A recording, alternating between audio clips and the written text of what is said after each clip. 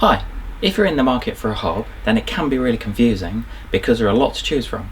So what I've done is I've come up with 10 things to consider before buying an integrated hob. So let's have a look.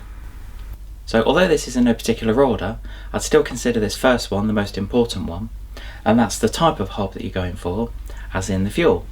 So clearly you've got gas or electric. What we are finding, especially over the last 3 or 4 years, that there is quite a decline in gas hobs and gas appliances actually, as a lot of new builds are not using gas sort of within the UK, and we are finding that the replacement market is very much going towards electric. But of course within electric there are several choices to go for as well. This is really where the market starts at. This is called a solid plate hob. The only advantage of this kind of hob is the price, because they're normally very cheap in the market. The main disadvantages of this kind of hob are that they're quite slow to heat up, so it takes a while to get going once you put a pan on here. Also they're not that easy to keep clean compared to some of the hobs I'll show you in a minute. So the next type is called a ceramic hob, and these are a lot more popular than the solid plate hob. These are two examples, so we've got a Beko one on the left and a Bosch one on the right. You will see that both of these are completely flat, so it just makes life so much easier to keep things clean. The main advantage of these, apart from keeping it clean, are that it will heat up a lot quicker than the solid plate hob as well. And you can find the price on the ceramic hobs are not too much now. They have gradually come down over the years, so you can get a ceramic hob for probably around £130, £140, and then they go up from there. And then the last type, and I suppose the most popular for us now, is something called induction. The main advantage of induction is that they cost a lot less to run, but the main consideration are the type of pans that you've got. If you've got a whole suite of pans that say glass bottom, then they won't work on an induction hob. So what you do need to do is just check on the pans themselves, because hopefully you should find that probably on the bottom or within the instructions it should tell you what they are suitable for. So clearly these pans we've got here, so they're suitable for the solid plate, gas, ceramic and induction. But just have a look at that. If you're not too sure, find a magnet, put it on the bottom. If it sticks, and then it will be okay to work on the induction hob. If it doesn't stick, then it won't be suitable to work on here. So once you've decided on the type of hob, whether it's gas, solid plate, ceramic or induction, hopefully not the solid plate type, then the next thing to consider is the size of the hob. Now this is an important factor, well it's very important. Now a standard size and the most popular size in the market is just under 60 centimetres, so they measure about 59 going across. But there are a lot more available now that are going into 70, 80 centimetres or even bigger than that. If all you're doing is replacing a hob, so if you've got say a 60 centimetre hob and if you're going to replace it with another one of the same size, then as far as the aperture or the hole underneath, then that shouldn't be a problem. It is something I try and get people to have a measure, just try and measure that, because sometimes it can make a difference, especially if you're changing a fuel. So if you are changing say from a gas to electric, then sometimes it can make a difference. Clearly if you're going to go from say a 60 centimetre up to an 80 centimetre, then that can make a difference as to the hole within the worktop. There are some hobs where you don't have to cut out a bigger hole, but you might find that it might not be in the right position, so you might want to move it one way. So that's really number 2 on the list, the size of the hob, and just to check that the hole within the hob will fit okay. So that's number 2 on the list, the size of the hob, and also just to make sure that the hob will fit within the worktop okay. That tends to lead into number 3 quite nicely, and that's the location of the hob.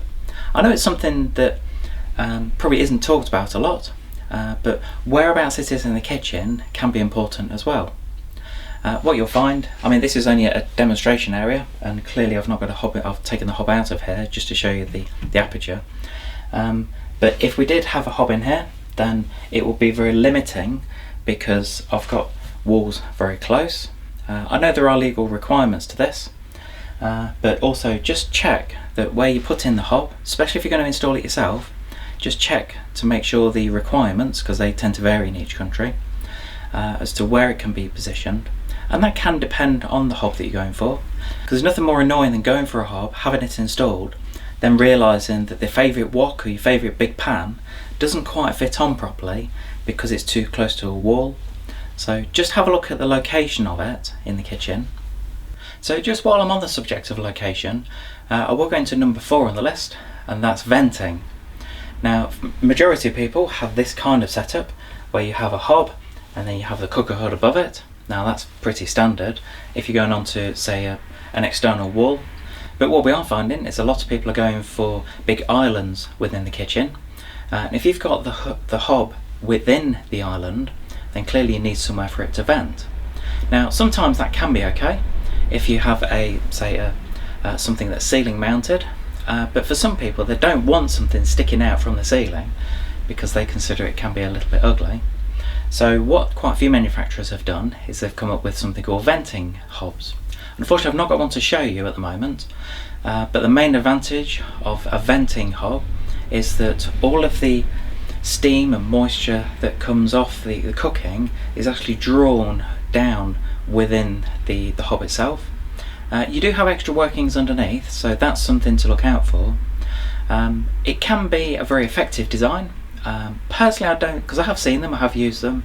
I don't think they're quite as effective as having a separate hood. But it can be a really good solution, especially if you put in your hob into a centre island and you didn't want a hood above it, then that could be a good compromise. So number 5 on the list is how easy is the hob to keep clean. You will find with some manufacturers they're still putting the dials on here. Now some people prefer this kind of design. They just prefer to have a physical dial that you turn. But clearly the main downside is they're not as easy to keep clean, because if you spill something on here, then you're having to get the cloth and wipe around it. Often you will find that you can take these off, so when it comes to cleaning they're quite easy just to take off, or even if you need to replace one, that's quite easy. And that's why this kind of design is a lot more popular. Although this is an induction one, there are still ceramic hobs available without the knobs down the side or at the front. It's something I always try and look out for. You will find that any of the controls are at the front here.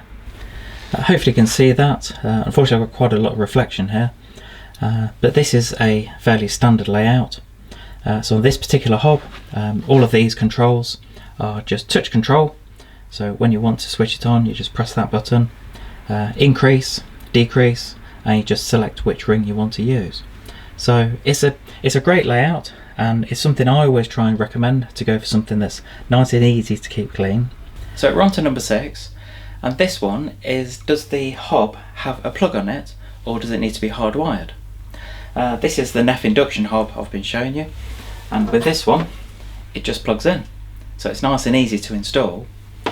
A lot of people now are changing over from gas to especially induction, and if you're going to, as long as you have the old one removed properly, then installing the new one is quite a simple process.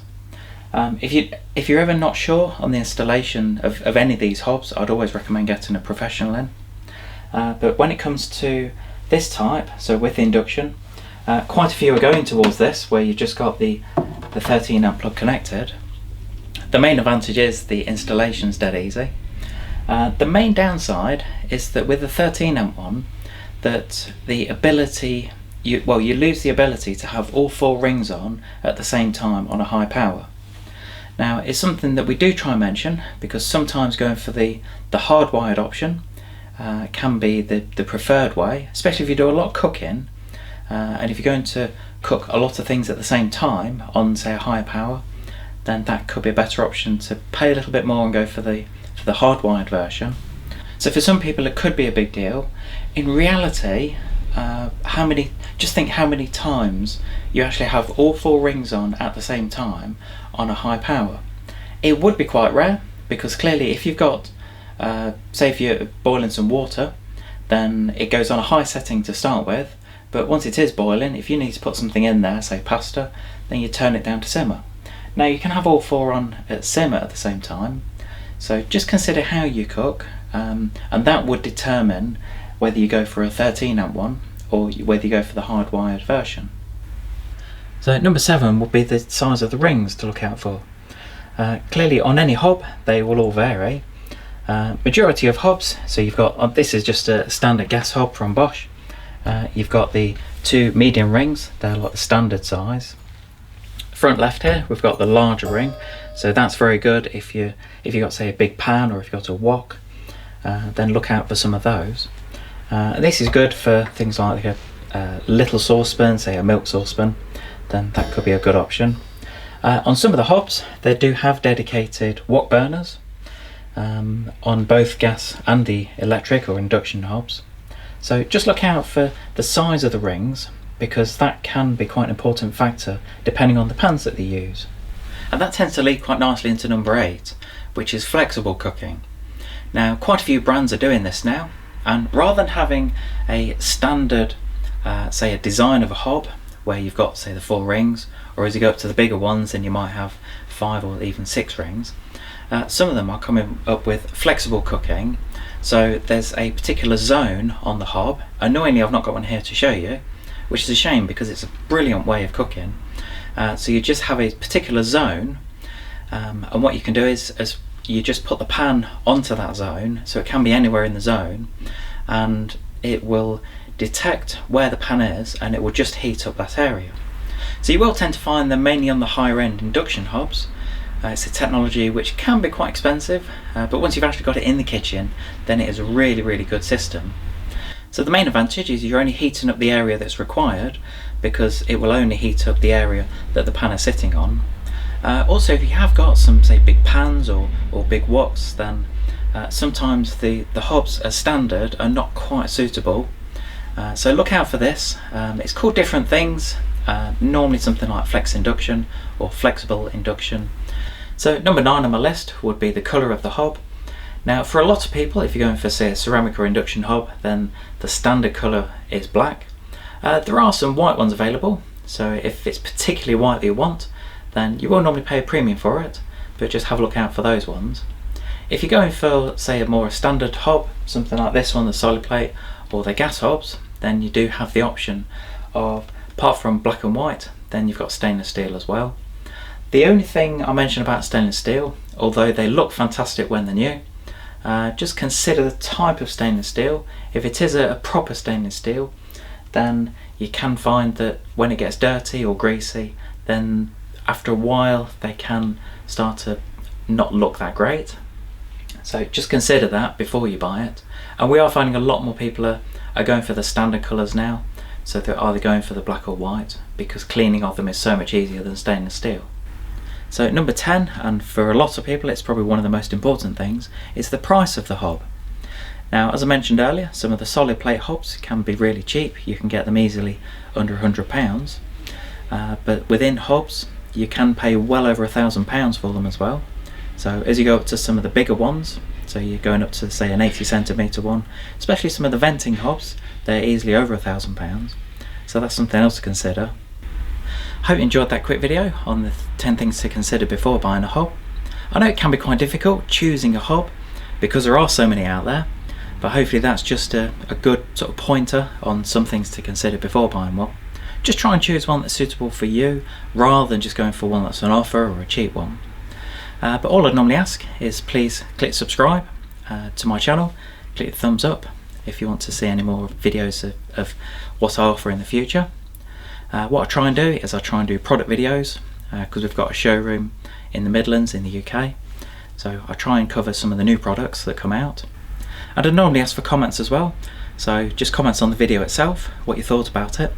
Also, if you are thinking about buying a hob, and if you've got any questions, then pop it in the comments and I'll have a look and get back to you. Thanks for watching.